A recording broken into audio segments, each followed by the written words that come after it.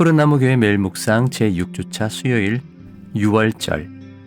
여호와께서 애굽 사람들에게 재앙을 내리려고 지나가실 때에 문인방과 좌우 문설주의 피를 보시면 여호와께서 그 문을 넘으시고. 오늘은 6월절에 관해 살펴봅니다. 6월절은 히브리어로는 페사흐로 넘어가다, 통과하다라는 의미의 파사흐에서 나온 말입니다. 이 6월절의 기원이 출애굽기 12장에 나오는데요. 10가지 재앙 중 마지막 재앙은 사람이나 짐승을 막론하고 애굽 땅에 있는 모든 처음 난 것을 다 죽이시겠다는 장자의 죽음으로 알려진 재앙입니다. 세상에 어찌 이리 무서운 일을 하실까요? 12절을 보시면 그 의미가 애굽의 모든 신에 대한 심판이라고 합니다. 이 얘기 어제 했었죠. 그러나 어린 양의 피를 문에 바른 집은 죽음의 천사가 그냥 넘어가서 죽음을 면할 수 있었는데요. 여기에서 넘어가다 해서 6월절이라는 이름이 생긴 것입니다. 그리고 이어지는 일주일 동안 무교병, 즉 누룩을 넣어 부풀리지 않은 빵을 먹으라고 하시는데요. 이것을 무교절이라고 합니다. 그 이유는 애굽에서 나오는 것이 얼마나 긴급한 일이었는지, 그리고 광야에서의 생활이 어떠했는지를 기억하게 하기 위해서라고 합니다. 일단 여기까지는 6월절에 대한 간략한 설명이었는데요. 본문에서는 이 6월절을 영원한 규례로 삼아 대대로 지키라고 합니다. 그런데 사실 이스라엘의 역사를 보시면 6월절을 그렇게 잘 지킨 것 같진 않습니다.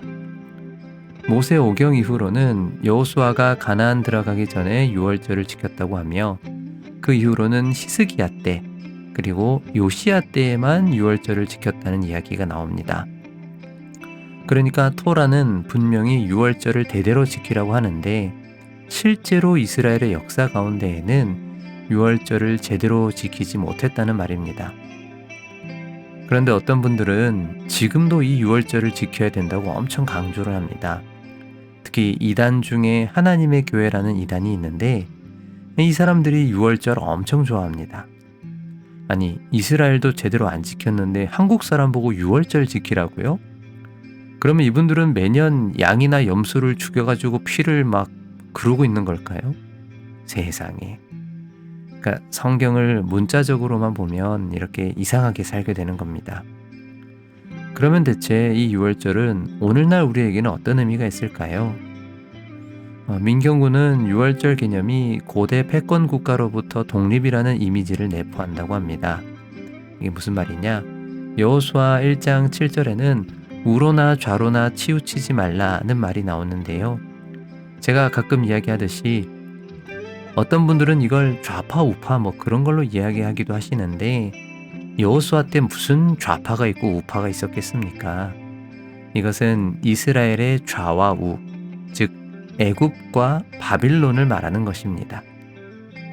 하나님의 백성 공동체인 이스라엘은 애굽의 방식이나 바빌론의 방식이 아니라 하나님의 방식인 율법을 따라 살아야 한다는 말일 것입니다. 그런 점에서 히스기야와 요시야가 6월절을 지켰다는 것은 그 왕들이 주위 강대국들의 방식이 아니라 하나님의 방식대로 살기로 결단했다는 것을 말해주는 것입니다. 나아가 신약에서는 이 6월절은 바로 예수님의 십자가와 연결됩니다. 예수께서 십자가에 달리셨을 때가 6월절이기도 했고, 또 바울은 그리스도께서 바로 우리의 6월절 양이라고 말했습니다. 그래서 6월절에는 다른 존재의 생명으로 우리의 생명을 보존한다는 대속의 의미가 분명히 있습니다. 그런데 또 다른 차원의 의미가 있으니, 이제는 제국의 방식으로 살지 않겠다는, 이 세상의 힘과 지혜, 이 세상의 방식으로 살지 않고 자기를 내어주는 사랑과 긍휼과 희생의 방식으로 살겠다는 다짐이기도 한 것입니다. 사랑하는 여러분, 6월절의 의미는 문자 그대로 양을 죽여서 그 피를 문에 발라라 뭐 그런 게 아닙니다. 지금 우리는 어떤 방식으로 살고 있는가? 제국의 힘과 부와 지혜를 부러워하며 세상의 방식으로 살고 있는가? 아니면 하나님의 방식으로 자기를 내어주는 사랑으로 살고 있는가를 묻는 것. 그게 바로 오늘날 우리가 유월절을 생각하는 건강한 태도가 아닐까 합니다. 우리 이것을 기억하며 우리의 삶을 돌아보면서 함께 기도하겠습니다.